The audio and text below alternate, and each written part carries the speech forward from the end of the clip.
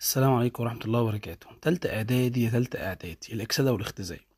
بيقول لك إيه اللي حصل للحديد في المعادلة دي؟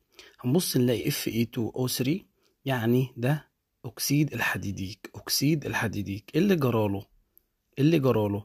فبص ألاقي الحديد هنا في مركب طلع حديد فرداني، عنصر الحديد طلع إيه؟ فرداني. تمام.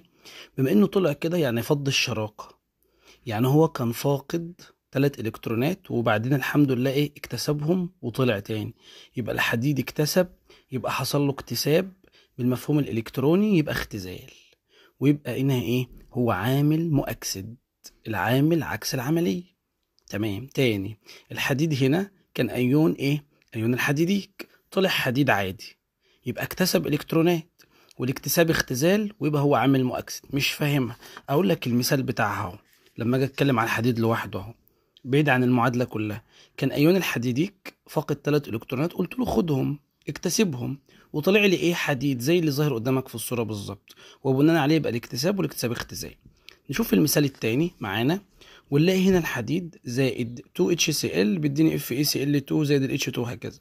الحديد هنا عكس المرة اللي فاتت، داخل فرداني زي ما احنا شايفين، حديد عادي ذرة متعادلة، خرج ايه؟ خرج في رابطة، بس هنا حديدوز.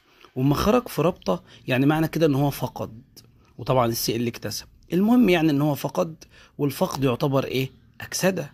يبقى هو فقد والفقد ايه؟ اكسدة، ويبقى هو عامل مختزل.